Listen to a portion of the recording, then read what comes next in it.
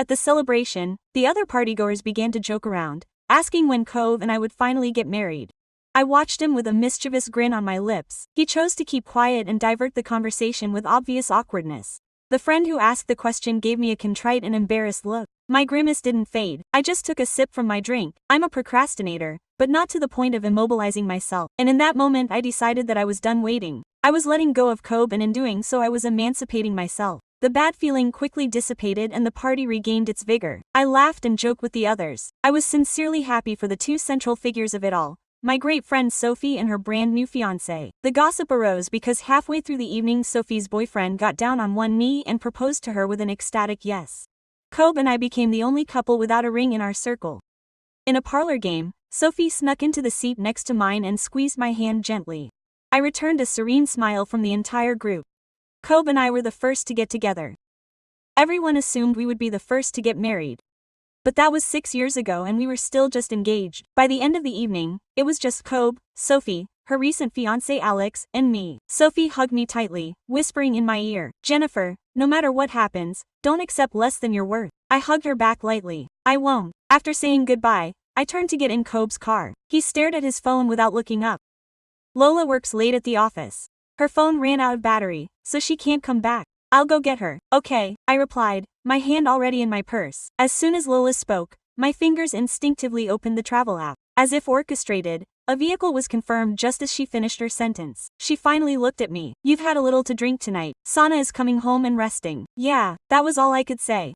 When her car pulled away from the curb, I took a few quick steps back to avoid the exhaust fumes. A moment later, my phone vibrated with an audio message from her. Normally, I would have searched for my headphones eagerly, anxious for her voice. That night, I didn't make an effort. I let the app transcribe it. "I'll be back as soon as I leave it. Don't overthink it." That was unprecedented. She'd never bothered to justify it before when I'd stood up for Lola. I typed a single reply. "Okay." The bubble indicated that I was writing. Then it vanished. She didn't send anything. It didn't affect me much. Ever since my resolution, an unusual peace had settled over me before. Thinking of Lola, Kobe's childhood friend, filled me with awe and insecurity. She had transformed me into someone unrecognizable. I lost count of the hysterical fights I had over her, and each time he would just stare at me with those icy, distant eyes. "When are you going to stop? I see Lola as a sister. Her parents entrusted me with taking care of her. I only gave her a job at the firm because she's qualified. Stop being so paranoid. If that's what you prefer to believe, I can't do anything else." I could recite the same sentences by heart over and over again. I returned home, but I didn't check on him.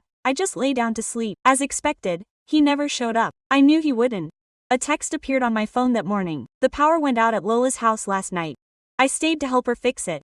It got late. I didn't want to wake you." Another text. "I rented a hotel room. I didn't spend the night at her place." Always so blatantly frank about it. He never hid anything about Lola. He seemed to think that telling me the facts was enough for him. My phone vibrated again. "I made a reservation at that restaurant you love. Dinner tonight." That was his usual tactic. A justification followed by a gift. Whether or not I accepted his olive branch, he considered the matter closed. As long as he felt he had made his case, he expected me to let it go. So many times I tried to press, to shout, to say that we should really talk, but the expression in his eyes was always the same. He didn't get it. He saw me as a spoiled child throwing a tantrum. And so, most of the time I swallowed the grievance. I faked a smile and acted like a mature, understanding girlfriend, just to please him. I replied, "Sounds great." Kobe could handle the spice, but he didn't enjoy it. He would never suggest it on his own. I should have been excited. Instead, I felt a deep emptiness. I knew I shouldn't count on Kobe picking me up. So I called a car myself. And once again my intuition was right. Min, heading to Sawan's restaurant. We passed his office building and there he was.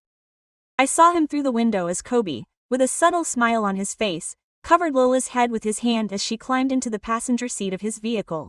An icy certainty washed over me. I unlocked my phone. Sure enough, there were a string of new messages. "Lola is joining us for dinner. She's been working so hard lately, she hasn't eaten well in days. She doesn't like spicy food. We'll go to that Siwan place another day, I swear." I made a reservation at another place, turned off the screen, and told the driver to continue to our original destination. Our reservation had been cancelled, so I had to wait in line. The place was packed, and it was an hour before I was assigned a table. My phone vibrated incessantly in my bag, but I ignored it, focusing solely on the food. The spiciness was so genuine it brought tears to my eyes, but it was a purifying heat. I only took out my phone after paying the bill. As I suspected, it was flooded with missed calls and texts from him. Here you are. You're on another treat. I told you I'd bring you the next one. Lola has a sensitive stomach. She can't tolerate spicy food. You're practically her sister-in-law. She couldn't be more understanding. Now she feels so guilty that she doesn't even eat properly anymore. Same old script, but more than we'd exchanged in the last month.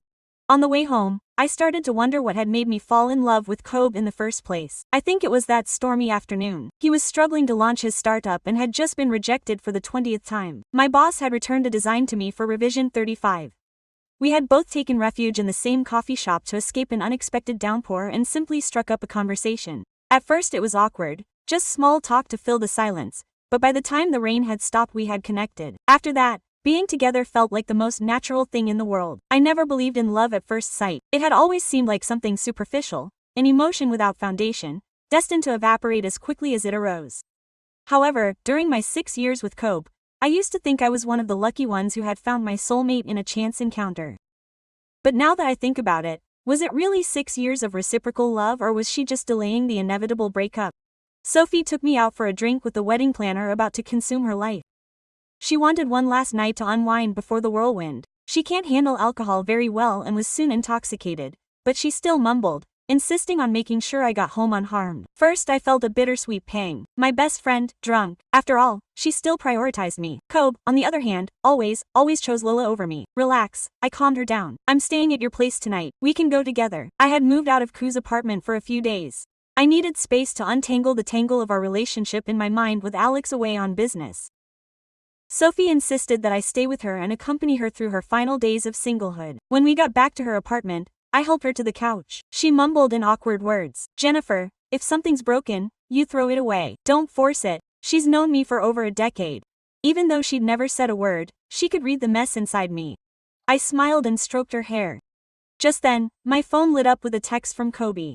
You've finished your treat. When are you coming back? Come home and I'll take you to Sawan's place. What do you think? You're a grown woman, Jennifer. Running away when you're upset doesn't solve anything. Do you really think this is mature? For the first time, I didn't block Kobe or think about it too much. I just swiped, and for the first time in years, I didn't feel guilt or anxiety, only relief. Sophie snored softly on the couch, her breathing rhythmic like a melody I didn't know how much I longed for. I stayed there motionless on the floor, my back against the wall, staring at the dark screen of my phone, as if I could still hear her voice repeating to me, "Are you overreacting?" I closed my eyes. My throat was dry, but not from crying. There were no tears, just that silent emptiness after a hurricane, the kind of hole that doesn't scream but doesn't go away either. The next morning, Sophie made coffee with one eye open and the other glued shut.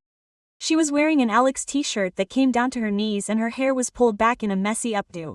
She watched me silently. She handed me the cup as if I were a colleague delivering bullets.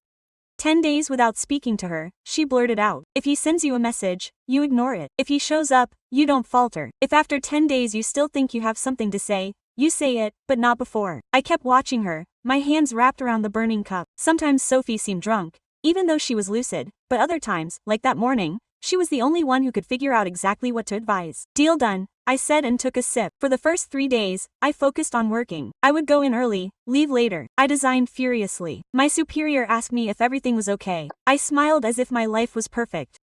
I became an expert at pretending. On the 4th day, Kobe emerged. It was a Wednesday morning. I was leaving a meeting with the marketing group, and as I turned into the office hallway, there he was, holding a bunch of sunflowers.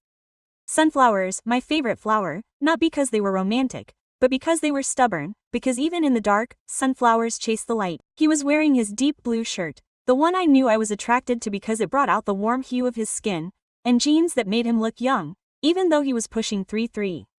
His neat, trimmed beard disguised the subtle tick that came when he was anxious. "Can we talk?" he said without moving from the office doorway. I could feel my pulse in my throat. I hadn't seen him in almost a week, and yet I didn't miss him. Not like I used to. "Why are you coming here?" "Because I love you, Jen, and because I know you're mad, but we can't go on like this." I looked at the bunch. I didn't accept it. "I'm not mad, I'm exhausted." There was silence. The office buzzed behind me, but in that moment it was like it was just him and me and the emptiness between us. "We can go somewhere, wherever you like, just chat." Inhale Mondo. "Good after work, but I don't want any more flowers." He looked at me, puzzled. He lowered his eyes to the bunch. "So what do you want? See if there's anything left that's not damaged." He nodded, but didn't say anything else. That night we went to a secluded cafe, away from everyone. I got there first. I ordered tea, not for pleasure, but to keep my hands busy. Kobe arrived 10 minutes late, as usual, as if his schedule was more valuable than mine. He sat down across from me and for a second looked at me like he had in the old days, but I wasn't the same anymore. Lola, it's not what you imagine, he said. Without preamble, nothing ever happened. I never sought anything, but you chose, Cobb, always, and you never prioritized me. He narrowed his eyes as if the notion were ridiculous. I chose you every day. You were part of my routine. No, you were always my priority. No, you were my priority. And then Lola. I was convenient. Her silence was an admission. I spoke to her without raising my voice, without crying, without theatrical complaints, just truth. I told her how I felt ignored. Since Seuss is just a friend, it made me question my worth. I told her I no longer wanted to persuade anyone that I deserved to stay. Is this goodbye?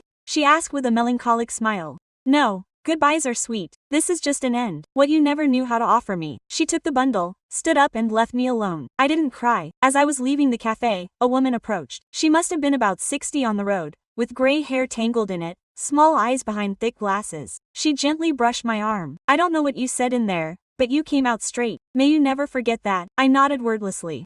Sometimes strangers perceive what our affections never do. That night I slept soundly for the first time in weeks. I returned to Sophie's apartment as if I had returned from a battle. Not one with thunder, but one that leaves ruins in the spirit.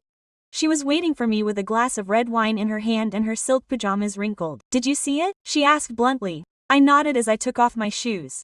I collapsed on the sofa feeling the weight of my years with Cobb draining away from my back, leaving me hollow. And I didn't cry. That's already a triumph, he said, raising his glass to the void. That was the truth. I didn't cry. But I didn't feel relief either. I felt a disturbing indifference, like entering a familiar room, and suddenly everything seemed strange to you. Cobb had become just that, a piece of furniture that no longer fit into my existence. The next morning, as I walked toward the subway station, my phone vibrated. I didn't check it right away. It was early, the sky was still gray and my mind was spinning in spirals. But when I finally checked the screen, the world paused for a second. An image in his story. Him hugging Lola in a park. It wasn't compromising. There were no kisses, but his hand on her back and they were both laughing. It was a scene of closeness, of routine, of something that excluded me. I didn't feel jealousy, I felt rage. It was his lament, his mourning for our relationship. 24 hours after closing the chapter. No, of course not. That connection between them already existed, only now without me it didn't. There was a reason to hide it. I didn't reply, I didn't act, but what I did was worse. I went to her profile and scrolled down and down and down. I saw all the images, the comments, the repeated likes Lola had on almost every post from the last few years on many centos of mine.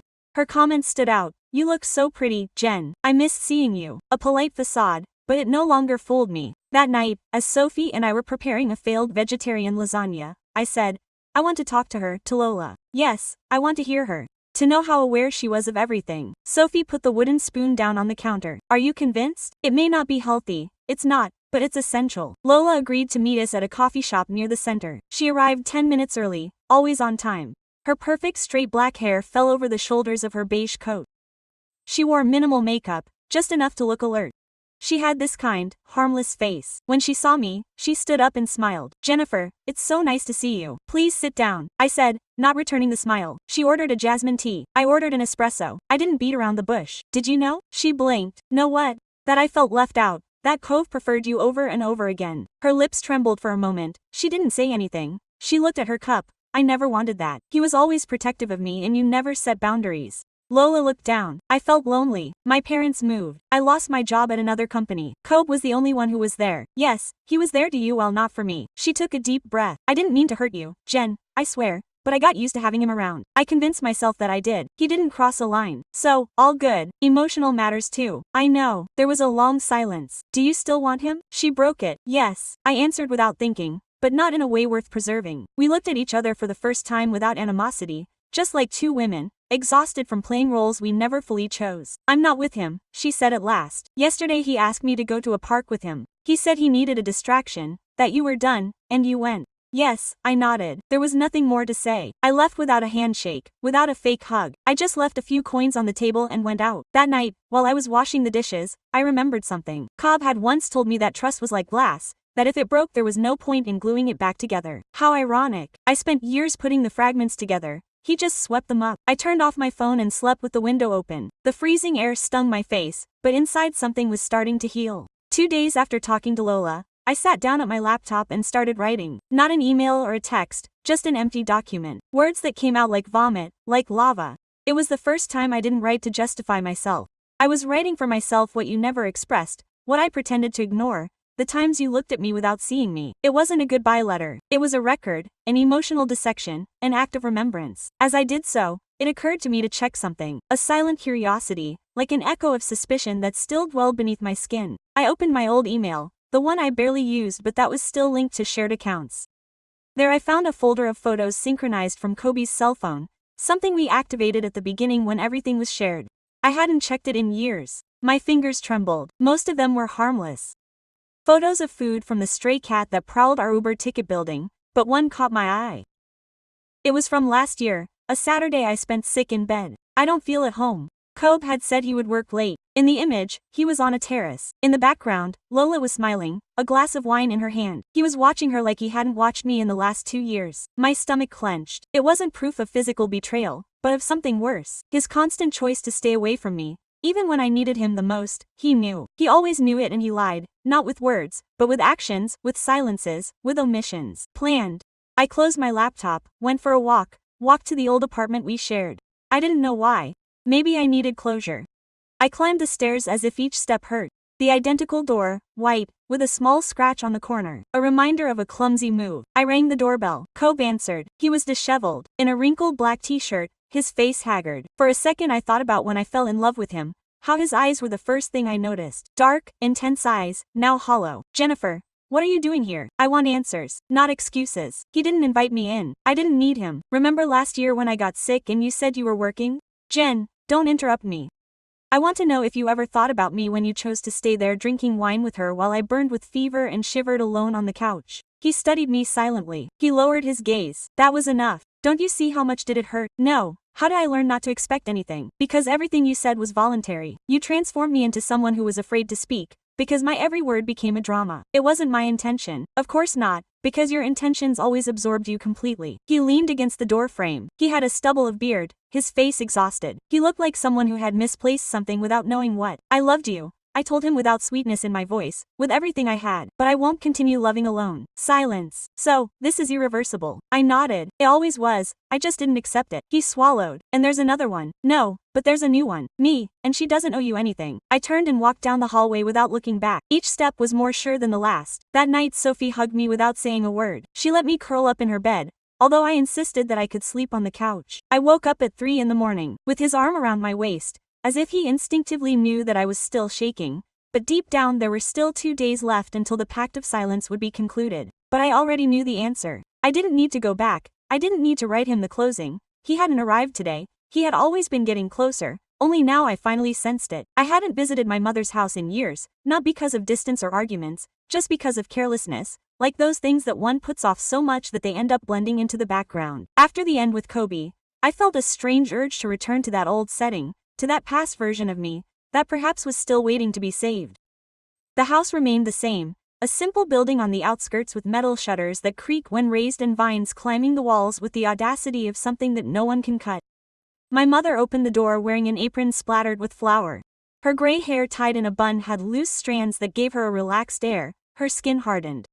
Due to the years and the effort, the dark eyes always watchful. She didn't hug me instantly. She looked at me as if she were examining a book before closing it. Look who remembered she has a mother. She joked without sarcasm. I smiled with lowered eyes. Are you alone? Your father went out to the center. He'll be back late. Are you staying for dinner or just stopping by? I'll stay. We sat in the kitchen while she kneaded bread. Silence settled between us like an unwelcome guest. I knew I couldn't mention Kobe without her detecting something deeper, more familiar in my words.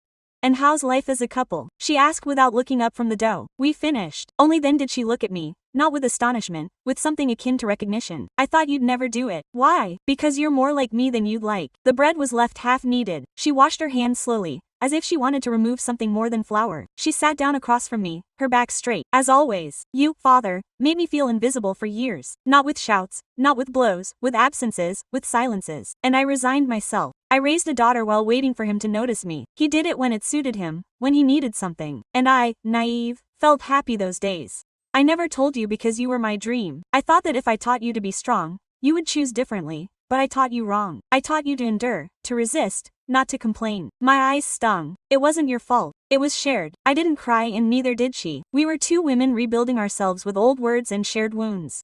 He took my hand.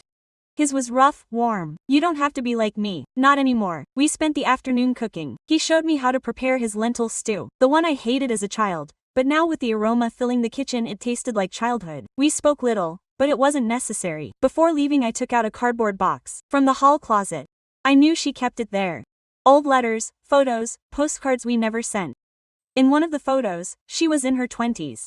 She was beautiful, with long, wavy hair and a smile I couldn't quite place. Who were you in this photo? Someone who still believed that love was enough. I hugged her. This time, she didn't object. I returned to Sophie's apartment with a full heart and irritated eyes. Not from shame, but from affection. That night, as I brushed my hair in front of the mirror, I carefully examined my own eyes, my nose, my gestures, how much of me was my own and how much was inherited from previous generations. I promised myself something in a low voice. I would never be invisible again, and for the first time, I felt that I would actually keep that promise. I signed the contract with trembling hands. It was a small, one-bedroom apartment with high windows that let in too much light in the mornings and a kitchen that barely fit 2 people. But every inch, every corner, every silence was mine. No one else. I would leave clothes on the back of the couch. No one else would change the music in the middle of a song. No one would leave without an explanation and return with apologies wrapped in flowers. My name was on the mailbox, Jennifer Morales, just mine. The first day I sat on the floor surrounded by open boxes and no furniture, with a bottle of water as my only luxury and my heart beating hard against my chest. I didn't feel strong. I felt exposed, like a wound that still bleeds, but now I breathed fresh air. I bought a dining table that only had 2 chairs, not out of foresight, but because I liked the idea of not filling the space with ghosts. I also bought a floor lamp that gave off a warm light, like a simulated sunset on lonely nights. Little by little, I filled the place with things that spoke to me. Books, ceramic cups, a plant that I still don't know if it will survive the winter. I made friends with the neighbor on 402, a retired lady who wore a velvet robe, even during the day. Her name was Irma. She gave me oatmeal cookies and said that the previous tenant played jazz too loudly. I promised him that the only thing I would bother with was the smell of charred food. The first night I cooked for myself. Nothing fancy, pasta with garlic and oil. But I did it by dancing barefoot around the kitchen humming a song Kobe would have hated. I didn't take pictures, I didn't share anything. It was just me, and that was starting to be enough. I hung a large mirror in the living room right across from the couch. It forced me to look at myself when I lay down, not to criticize myself, but to identify myself. Not as the girlfriend of, not as the one waiting, just as Jennifer. One Friday afternoon I got a text from a number I had saved with a name but barely remembered. Samuel, from the design team. We had worked together on a project months ago, but we rarely chatted beyond work-related matters. Samuel, hey, I saw your post about the new home. Congrats. If you need help assembling furniture or moving boxes, I have tools and 2 arms. I smiled, not because I was thrilled by the attention, but because there was something genuine in his voice. Words, as if they came without double meaning, without needing to be deciphered. Me, thank you, Samuel. Almost everything is in place now, but if one day you want coffee in exchange for moving anecdotes, you're invited, Samuel. I accept, but my anecdotes are terrible. I warn you, we didn't agree on anything specific. But his message remained there floating like a possibility, a seed planted in fertile soil. That night I walked past the building where I lived with Kobe. The impulse was instinctive. I didn't stop, I didn't look up, I just kept walking. It wasn't my direction anymore, it wasn't my reflection anymore. And for the first time, when I saw myself in the hallway mirror, on my way back home, I recognized myself not as someone who was fleeing, but as someone who was step by step returning. Monday arrived with rain, the persistent kind, not torrential, but enough to dirty the hems of my pants and fog up the windows of the subway. I walked with my broken umbrella for half a block to the office, with damp hair stuck to my forehead and an absurd feeling of a melancholic movie, but I didn't care. There's something almost poetic about arriving soaking wet to a place where no one knows what's inside.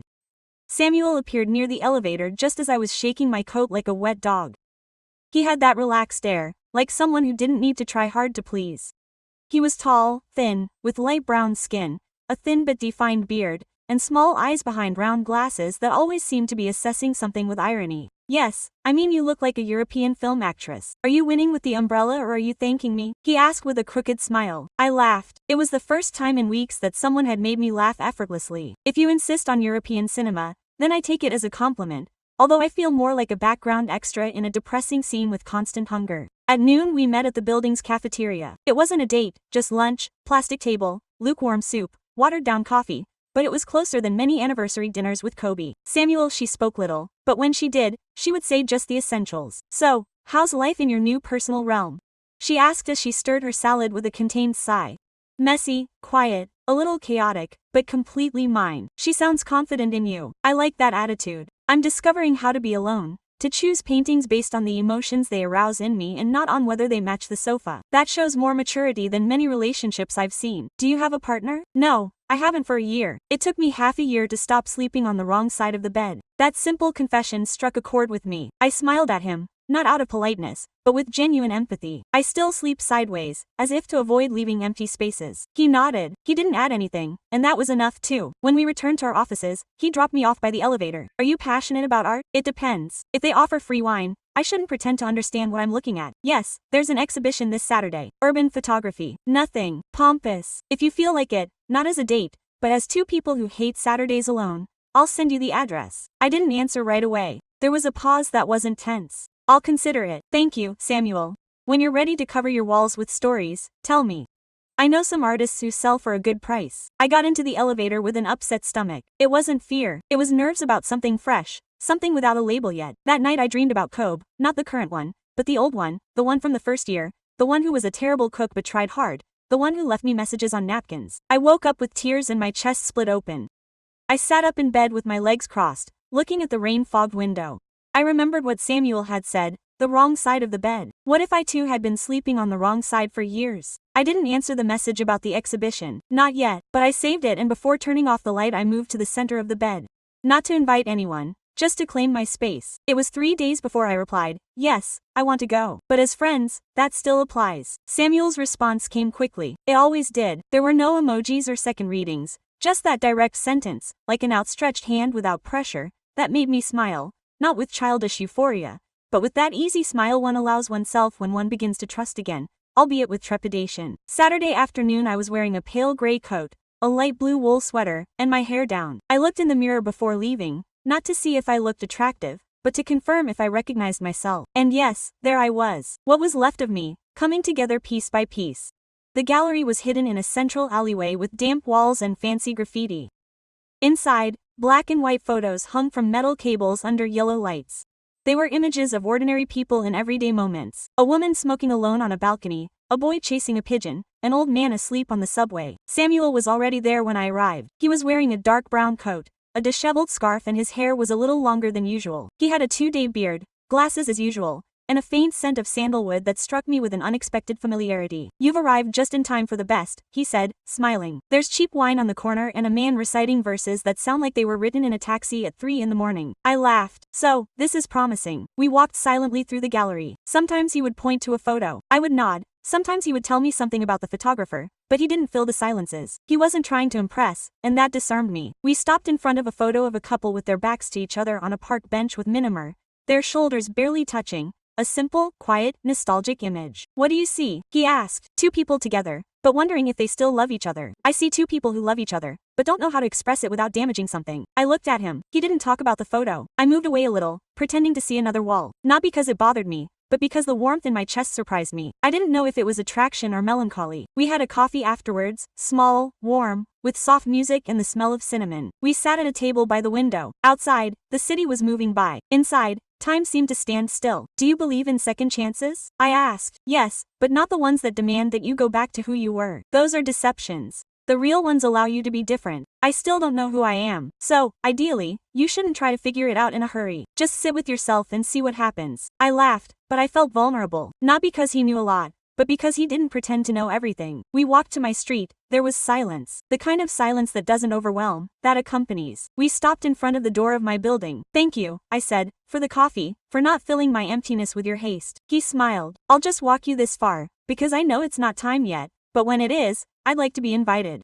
There was no kiss, no hug, just that phrase said with a serenity that disarmed me more than any caress. I went upstairs, took off my coat, turned off the lights, and cried. I cried not out of sadness, but because finally someone wouldn't. I was pushing myself to do something I wasn't ready for yet, and that was new and sacred to me. It was Tuesday night. I was returning home after a long day, my coat weighing on my shoulders and my mind clouded.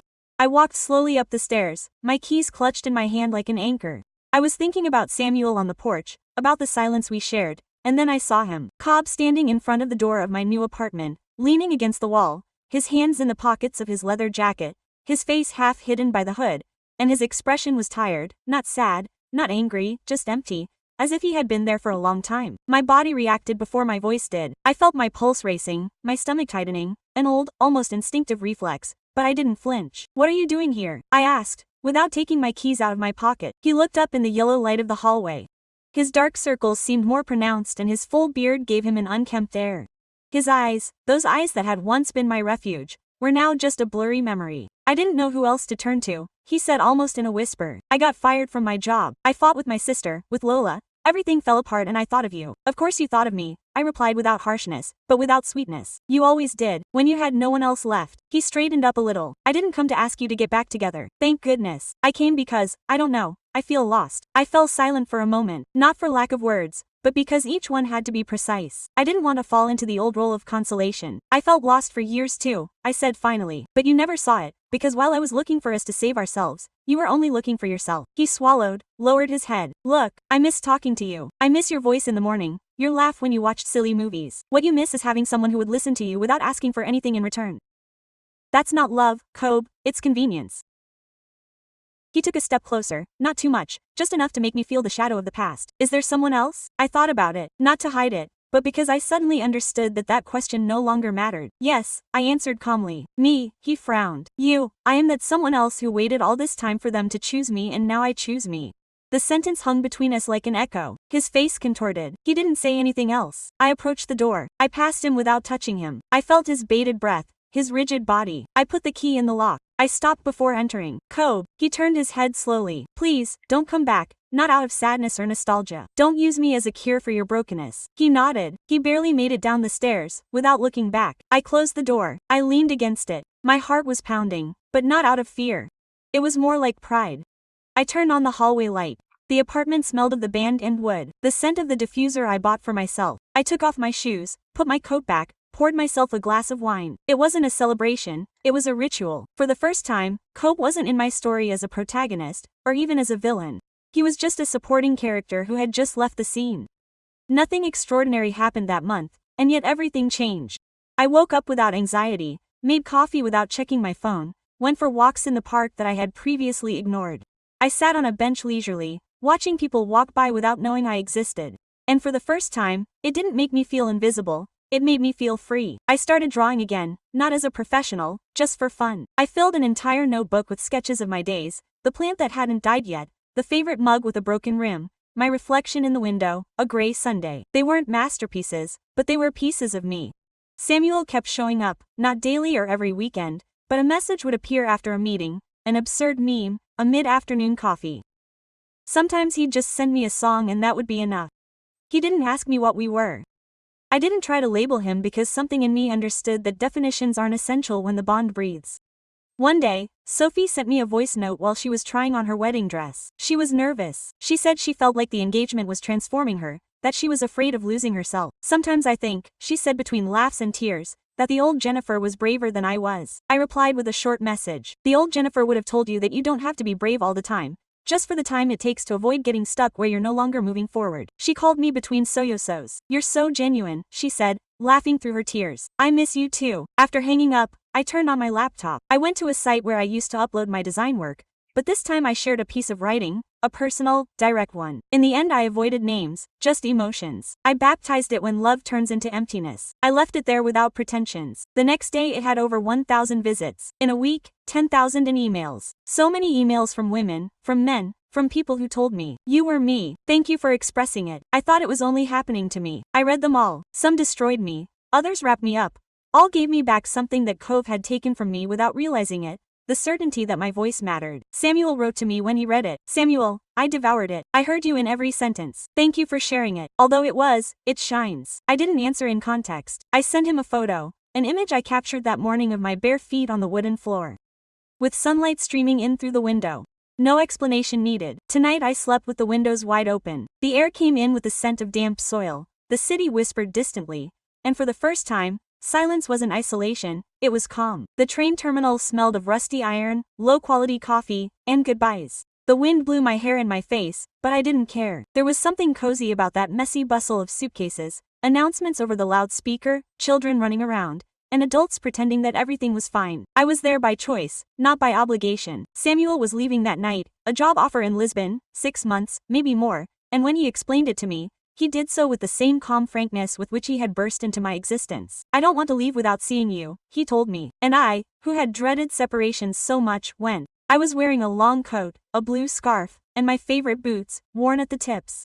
I felt prepared not to hold him back, but to not abandon myself. I saw him again from afar. He was standing next to the platform, backpack on his shoulder, headphones hanging from his neck, and his gaze lost in the hustle and bustle of the train that had yet to arrive. He seemed serene, somewhat nostalgic and beautiful, in that way that only simplicity can be. As I approached, he smiled as if nothing was urgent. "Hello, rising artist," he joked. "Hello, occasional traveler," I replied. We were speechless for a few moments, but it was no longer the awkward silence of two who don't know what to say. It was the shared silence of those who have already told each other everything vital. "Are you leaving?" I said. "Yes, but I'm not running away." "I know." He stared at me. "I don't want you to think that I'm leaving something behind. I want you to feel that I'm taking you with me." That stirred something so deep in me that I had to look down to keep from crying. But they weren't tears of suffering, it was something else, as if something were expanding in my chest and it wasn't terrifying. Quote, "I'm not going to beg you to stay," I said, "and I'm not going to beg you to wait for me." We looked at each other. "I just want to know if you'd invite me back when the time comes," he added. I took a deep breath, stepped forward, and placed my hand on his chest, right over his heart, feeling it throb. Its warmth pierced the garment and reached the core of me.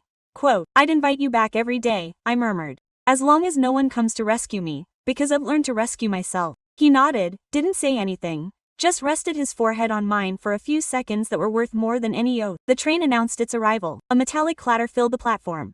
Quote, "We stepped aside. "Can I write to you?" he asked. I always saw him get on. I saw him find his seat by the window. I saw him look at me one last time before the train pulled away, and I didn't cry. I smiled. I walked toward the exit with slow but firm steps. I didn't need to be chosen, but now I understood that when love comes without haste, without demands, without strings attached, one can choose it too. And maybe, just maybe this time, yes, love